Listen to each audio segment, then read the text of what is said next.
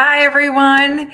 My name is Jodi Switalski, and I am so excited to be a part of the Unite to Face Addiction series here, lifting the lockdown and really celebrating recovery, celebrating our successes as we've been locked down. So this is not my first go with Unite to Face Addiction Michigan. So again, I'm glad to be invited back, and I want to thank everyone for tuning in today. I want to do some conversations. I want to talk about some things that have been very important in the media, and possibly for many of you. I like to call it caught a case, recovery and the criminal justice opportunity. You see, I am a former prosecuting attorney in Metro Detroit, actually Macomb County, where I really focus primarily on criminal offenses, felony offenses, and felony convictions. My background from there, I became a magistrate and a court administrator. I was appointed to the bench by one of the governors here in Michigan, where I served in a row for 5.5 in total, about 7.5 years between my magistrate years as well. I founded a number of treatment courts. I ran a sobriety court and sort of an offshoot, worked with the drug court population. I had a domestic violence court, and also founded one of the largest and nationally recognized veterans treatment courts, which still thrives today. I merged that with my husband's veterans treatment court, who's a judge in Macomb County as well. Now I stepped down to marry my husband, move in with my husband. And I practice law. So I've really come full circle. But in all of these things, I began speaking nationally. I'm doing a lot of work in substance abuse and mental health and violence. I have a background, my undergrad, graduate studies, and then, of course, my law degree, all focus on substance abuse, mental health, and violence. So then with the law degree and all of those experiences, I just combined it to really start focusing on these areas and helping people better their own lives, which became very important because like many of you, in fact, 50% of the people in our country have someone in their family that suffers from the disease of substance use disorder, or commonly known, often in a pejorative, as addiction. And my family is no different. So I bring much of this to you in this presentation today. As a national speaker and consultant, and I've had the opportunity to speak at Harvard Medical School, MD Anderson Cancer Hospital, 15 to 20,000 high schools every single year until this year, of course, impacted again by COVID. And but of all the things that I've done, including my education and my family experiences, one of the things that has really impacted me the most is this little guy here, and I'm not sure if you can see him. So you can see these are Christmas ornaments, and I put them on my tree every single year because you see, way back in 2008, when I started speaking and started really advocating and started working to be the change by doing something, this guy got me going. I prosecuted his parents for manslaughter, and they were young, they were naive, they were trying to make ends meet, they were going about things absolutely all the wrong way. And caught up in all of that was this 18-month-old. And I'm going to give you kind of the Cliff Note version of this story, that you see, he found his mother's pills. And he took those pills, and he was engaging in modeling behaviors. Of course, he had seen mom use those pills, and the older brother, Braylon, up over here, there we go, testified to us. He told us that when mom took the pills, she was happy because, of course, we know that opioids affect your dopamine receptor, and they create a euphoria for many, many people. So we believe that Brendan was modeling those behaviors. He found them, like I said, he took those pills, and spent the next 8.5 months in Children's Hospital Detroit. So here I am, a felony prosecutor in Metro Detroit. I'm wearing the white hat. I'm championing the cause for victims. And I'm asking myself, what had I done to make a difference? What had I done? Because in this situation, what had he done? There was certainly not a personal choice. It certainly was not some sort of moral wrong or fault in this, as we often blame those who suffer from the disease of substance use disorder, or opioid use disorder, or alcohol use disorder, and other endeavors. And I said, in answer to that question, what had I done to make a difference in 2008, as I'm hugging his parents and they're going off to a term of incarceration, and the guardian ad litem was given these Christmas ornaments that I put on my tree every single year. The answer for me was nothing. And that's when I knew that every single one of us possessed the ability to be different and to make a difference and to be the change. And so that's when I really started to use my experiences that really started to refine my sense of purpose and really define my why. So as we really take a look at all of this, and I continue to think about Brendan, and I never forget him. And I focused on the reality of the offense. You see, the parents were charged with manslaughter. They served prison time for manslaughter. But did they really intend to commit this act? Did they have the requisite intent? And that's how little I knew at the time. All I thought was, we've got to be one tough prosecutor. But one tough prosecutor in that case, and in many cases, folks, doesn't serve the interest of justice. And justice is not just about convictions. It's about doing what's right and what's fair. And it's about protecting the community, but also engaging in things like rehabilitation and advocacy. We've approached a time where we are all compelled to do more, and we have to do more with oftentimes much fewer resources. And so fast forward to now, in speaking and traveling around the country and speaking overseas a number of times, and starting my consulting business as well, because it's so much more than just talking about it. We've got to actually have solutions that we can move forward and put forward for others, so they don't suffer the same fate, or the fate of tens of thousands of individuals who die every single year in this country related to substance use disorders.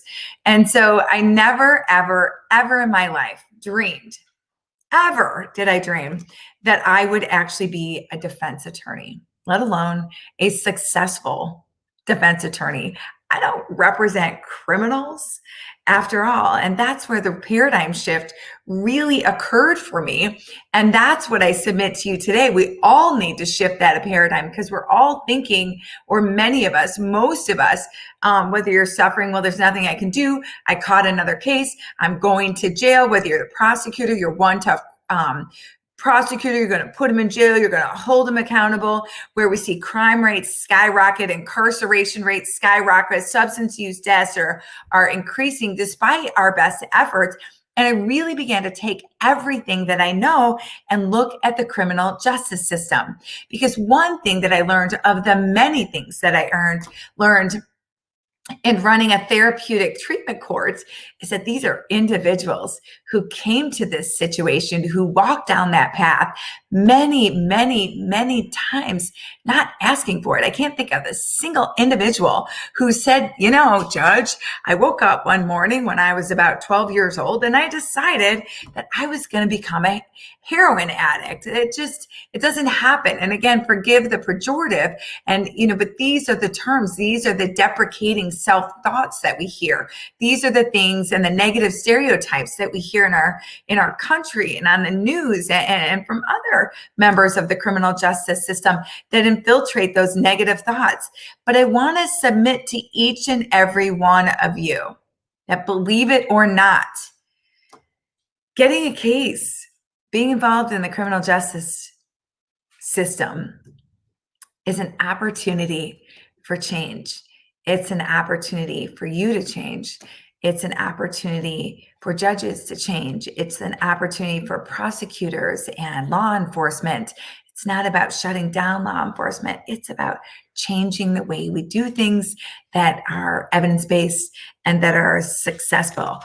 We can intercept and coercively guide individuals into recovery, folks, and they don't even have to ask.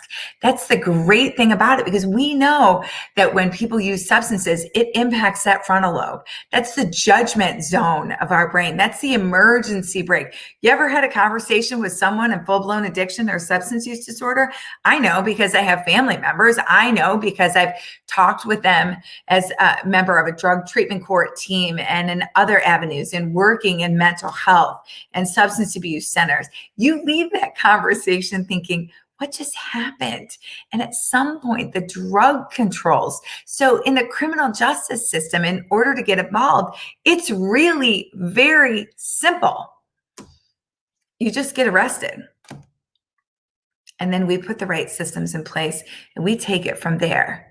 So regardless of how those negative patterns of thinking, how those negative judgment patterns are impacted, and all the other things that are going on neurocognitively, we can help push you the right direction. We can help you gain your legs and engage in recovery. The criminal justice system is an opportunity for people to get into recovery, and it's a very positive thing. So what do you need? Because we've got to look at what you need and what we need to do. You first need a lawyer that's in the know. You need someone who really gets it. On my wall in my office, and I couldn't be there today, I've got a sign and it says warrior, WARR, semicolon, OR. Because those of you know what the semicolon stands for. We're educated, we're empathetic, we're sympathetic to mental health issues, trauma, violence, PTSD, TBI, so many different kinds that it can impact substance use disorder. Mental health and substance abuse, they go hand in hand. They are married to one another. And oftentimes then acts of violence result for many, many, many reasons. It doesn't take away the accountability that you've committed an offense. But it does provide an opportunity, whether you're ready for it or not. And the second thing that we need to do, a little bit bigger, is we need a complete systemic change. This is not about defunding the police department. This is about empowering systems that include the police department. This is about paying them and refocusing them and reshaping them and educating them and getting them invested in a system that works, as opposed to just a repetitively negative system of arrest, incarceration, violation, arrest, incarceration, and violation, and over and over and over again, where again, we just see increasing rates of arrest, increasing rates of substance abuse, and increasing overdose rates, among a myriad of other things. So it may sound impossible, but it's being done in various areas around the country, and we're going to start doing it right here as quickly as possible. So I only have 30 minutes. There's just a plethora of things to discuss on this, and we're moving right through our time today. So I want to focus on law enforcement, prosecution, and the use of recovery mentors, social supports, and mental health liaisons. Those are the three systems that we're going to focus on for one big overriding systems change today. And that, my friends, is the use of diversion early and at the front end of the criminal justice system. Whoa! I know some of you that are watching this are going to say, she's soft on crime. I would submit to you, as would anybody that's been through a treatment court, that going through the treatment court process is much more difficult than going to jail or prison. There's an accountability. It's repeated. It's constant. It's pervasive. It's therapeutic. It's encouraging. It's scary. It's vulnerable. It is so many different things that just sitting on a cot in a jail doesn't give to you. It has all those life systems that are still interacting. And guess what? All that while you're fearful and you're taking 3 steps forward and maybe 2 steps back and 1 step forward and 2 steps back, guess what? If you start to add all that up, you're still moving in a positive direction. And that is the course of recovery, isn't it? Because recovery is not linear, folks. It doesn't go on a constant trajectory. It is like this. And we support and encourage you as we go forward. We know that diversion tactics at the front end of the criminal justice system, folks, are effective. We know that they are proven when they are utilizing evidence-based strategies. And the conversation on this can be so much more. But the studies show, and I can bombard you with different studies that go to support this, actually show that diversion on the front end, therapeutic treatment or therapeutic justice initiatives create positive outcomes, many different kinds of positive outcomes. You get your life back, you get your family back, you get clean on some level, you go into recovery, and there's so many different ways to achieve recovery, and we've got to keep trying all of them until they work for the individual in the system, knowing that at times there's going to be difficulties, just like any other disease, right? My sister-in-law had breast cancer. She failed to go to some of her evaluation treatment. There was a relapse because she didn't work the treatment system. It's a disease. We've got to work that disease. And again, we can do it on the front end. So let's focus on wellness, okay? Because using these evidence-based practices also decreases expenditures. It's going to save communities money. It's going to decrease incarceration rates. So unless you're part of privatization where you make your money on incarceration, you're going to see the benefit to our communities as a whole, and not just the individual as well. And when you have, when you do this right, and you do it in an evidence-based strategy on the front end, okay, using these positive criminal justice initiatives, it also means that there are fewer people on supervision. So those individuals that require supervision get greater attention, which then of course creates an increase in positive outcomes. So what exactly are we talking about? And I'm gonna put a few of these things forward to you.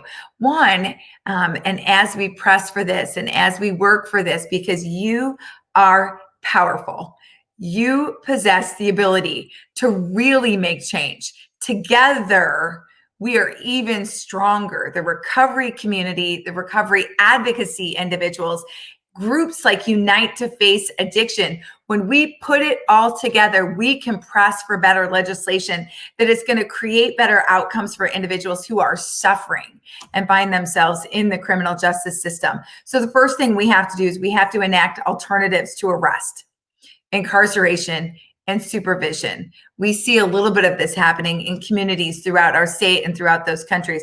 An example of this is what has happened in Dayton, Ohio, with the Community Opioid Awareness Team. Absolutely fantastic. I'm heading down there later this month to learn even more so that we can continue to expand and implement these programs. They're all over the country, and they're showing success, and they're measuring those numbers. Probation, folks, can be overly punitive.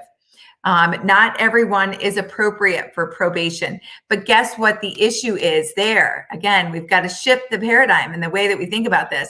Probation fees that come in through courts are a revenue generator for our communities. It provides those funds for funding units, especially at times when we know funding units are operating on slim margins, especially because of the impact of COVID. So carried on the backs of people who are suffering from a disease is some sort of unwritten obligation to support communities. So we have individuals that are suffering from a disease state that need therapeutic interventions that are getting punitive interventions. They're probably low risk, low needs, and they don't need that punitive intervention or those accountabilities. So we've got to generate those alternatives for those individuals. So again, we achieve success. Locking people up has proven that it doesn't work when it comes to a disease state. We've got to do reclassification of low risk offenses, certainly low drug crime offenses, home invasions, property crime offenses. Number two, we've got to, and I beat this one, I think, already to death, use those evidence-based policies focusing on risk and needs. There are measuring tools when an individual comes in, say, to a prosecuting attorney's office, when a complaint is filed, or even before that complaint is filed, we can teach individuals, we do teach individuals how to engage in a very quick risk needs analysis. This is where our mental health and our social workers and those individuals come into play for the law enforcement entity. Let's put them right in the law enforcement group. I used to be a member of a pilot project called the Domestic Violence Enforcement Group. I was a victim advocate. I had my degree in psychology with an emphasis in behavioral disorders, and we're using and implementing therapeutic interventions with these individuals who are committing acts of violence, who often have other substance abuse and mental health issues. With treatment, we can again be the change. There's a program called R&R, and it's a screening tool for risk, needs, and reactivity. So we can create individualized policies and focus and steer them the right direction. Again, case filing. We're talking about diversion programs that are intensive and are helping people truly rehabilitate. We all know how difficult it is to get a job when you have a conviction, especially a felony conviction for something that is low risk and born out of a substance use disorder. I have a client and a friend. I can't even call her a client anymore. You know who you are because I know that you're watching this, but she's got a felony home invasion on her record. She was a middle school assistant principal for 20 some odd years. She was involved. The parents love her. They still love her. They came out in mass support for her. She's a 2-sport athlete in college, and she suffered from the disease of opioid use disorder addiction because a doctor gave her a script. Now, I don't blame all doctors. There's lots of good doctors out there, but instead of funneling her through a diversion program that's going to help her get clean, help her maintain those accountabilities, help her get into long-term recovery, our system has throttled her with a felony, so she can't get a job in her field of expertise. Not only is she losing out, but our community is losing out on a valuable person who I would submit to you, by virtue of her disease, she's even more valuable to the educational systems in our communities. That woman should be hired right back in because she can spot it, she can intervene, and it's proven the earlier we get to it, the better off we can be. We can keep kids from getting into the criminal justice system by using someone like that. So that's like a risk, needs, reactivity. Number 3, we need shorter supervision and sentences. We need to focus on goals and incentives. If we focus on those risk and needs versus adherence to rules in our probation, supervision, diversion programs, it's been proven that we're going to be a lot more successful. Folks, one size just doesn't fit all. This cannot be a cookie cutter approach to a problem that is just simply not cookie cutter. And to try to fit it all into that is indicative of the mistakes that are being made. And once again, the increasing death rate in this country. Our mortalities are going to continue if we don't start individualizing and really make this an evidence-based process. 4, address supervision or diversion conditions themselves. Why are we substance abuse testing and putting interlocks on people, for example, that don't have an alcohol use disorder? We've got to create payment options for these individuals. We've got to reduce the use of pathways to incarceration. Technical violations, remember, recovery, maybe a few steps forward, a couple of steps back, right? We dig in a little bit deeper, we drive them a little bit farther. And again, we do that by integrating the team, creating diverse options through community outreach. This is where, again, we have substance use individuals, we have the judiciary, we have the probation and diversion officers, we've got law enforcement involved in this, we've got mental health, we've got the schools, we've got medical providers. Let's get them all in there, folks. How does the wheel turn? It turns with a lot of different spokes. If we're not addressing one of the spokes in the wheel, then the wheel is going to wobble, and it's eventually not going to be successful. So those are the 7 steps, I guess, of where we need to start to begin, where criminal justice can truly become an opportunity for the individual seeking recovery, or maybe just the individual that needs to be pushed toward recovery a little bit and help to assist and empower them before they grab on. We could go on, and there is a time and a place. I want to be really clear about this. I'm not soft on crime. There's a time and a place for incarceration. And when you give people opportunity after opportunity after opportunity, and for whatever reason, right, wrong, or not, they choose not to avail themselves of that opportunity of recovery through the criminal justice system, then at some point, folks, public safety outweighs the possibility for rehabilitation. And that's when we save those incarceration beds for those individuals so that we can, in fact, improve our community wellness. The options exist. They're proven. They're evidence-based. They're measurable. They're human. They're human. The opportunity for recovery is there because of all of those things. Systemically, folks, we all have to do a little bit more with a lot less.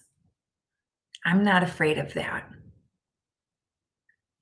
Because if we don't, people will die. I'm not okay with that. I'm not going to be in that situation anymore where you have an opportunity and you don't champion that cause. There's a New York Times op-ed that was published recently by a Charles Blow. He's an opinion writer for the New York Times. And I'm not going to read everything, and I very seldom read, but this was so compelling to me, and I would submit to you as well. Because, there's so many reasons, and I'm sure there's people that will watch this that things will never change. We'll never get this right. I'm just going to go to jail. They're just going to hang them high. They don't care about me. Whatever the reason may be, it's too hard. There aren't enough beds. There's not enough money. So many different reasons why we can't get it done. And he writes, this Charles Blow, he writes, I guess in some ways this impulse is self-protecting, preventing the mind and the spirit from becoming overwhelmed with angst and rage. But the result, folks, is that evil or a person or a system rampages unchecked, taking your personal laissez-faire as a public license. If you don't complain, then you condone. But again, this can't be. So we have to stop thinking of ourselves as weak or helpless or how do we do that or I can't do that. We just simply find a way. And I take liberties with what Mr. Blow has written here. But we must stop thinking that things simply won't work themselves out, that we aren't empowered enough. We have to stop thinking that evil will stop at the gate and not trample our own gardens, that substance use disorder won't find its way into our own homes. Because no one is immune. Gather the energy. Sorry about my dog. Gather your neighbor, folks. Fight, vote, email, post. Do all you can to stand up for the vulnerable, for the oppressed, for the planet itself, for the individual who's suffering. Don't let history record this moment as it has recorded too many others. A time when good people do so little to confront wickedness and disaster. I told you about Brendan, and I never go anywhere without this beauty. Her name is Paige, and I was a judge, and she was in my treatment court, and there I was working hard for individuals, and I called up Vivitrol. I don't work for them. I've never made a penny from them at all. But I was looking to really integrate my treatment court and do everything that I possibly could using evidence-based strategies to really help people obtain recovery. And this little beauty was 22 years old in this photograph. And I'll tell you what, she had a light like almost no other. You would have loved her. You would have welcomed her into your home. You would have loved for Paige to acquaint herself and be a part of your kids' lives and your family lives. And her mom and her three beautiful sisters and well, dad, I shouldn't forget them as well, are no different. Paige was given a prescription after a wisdom tooth removal, and she loved it. She grabbed onto it like many others. Long story short, she was taken into custody in the criminal justice system for possession of drug paraphernalia, not the crime of the century in Michigan. I put her in my drug treatment court, and we did everything that we possibly could. And I was blessed with a lot of tricks in my bag. After about 18 months probation, she was in her second round of inpatient treatment, and she fled, folks. She left. That's the power of the disease. And you see, we found her. They brought her in, and on September 29th of 2014, and I took the bench, and I said to her, Paige, she didn't look like this at all. She didn't look good at all. And I said, you're going to die. And I felt that lump in my throat, and I got those tears in my eyes, and I'm not a crier. I said, Paige, you're going to die. And I think she knew it too. And then I sentenced that kid to 90 days in the Oakland County Jail, the maximum for her sentence. And again, I don't believe in incarcerating people that suffer from a disease state, but I did it for two reasons, folks. One, so her parents could sleep at night, because they hadn't been sleeping, they'd been looking for her. And two, so she'd be alive. Most people suffer an overdose within 2 weeks of being released from treatment or incarceration. Paige made it until March 31st of 2015. And I got that call in the middle of the night from the coroner, and they said, Judge, I'm so sorry to wake you, but I know you'd want to know that Paige Mazurek is dead. She died of a drug overdose. I was inconsolable. I went to see her at the morgue later that day. And the reason why I tell you this story, folks, is because I was in a position where I could impact change. And I called Vivitrol about 2 years before Paige died. And they came in and they told me everything about their product and how they would even help me integrate it into my treatment system, the criminal justice system, after the fact. And guess what I did with that information, folks? Nothing. I don't know if I knew better. Abstinence is the only way. Or if I was too busy. But what I do know is that if I had done something, that kid would be alive today. And she's not. So because of that, we work, we cry, we scream sometimes, we have victories. But I know that together, no matter what, we can all be the change. And in the criminal justice system, on the front end, we have to do something, because there is opportunity. I want to thank everyone again. I've gone a little bit over my time. I want to invite you to the panel tomorrow night. Unite to Face Addiction. Thank you. Good night.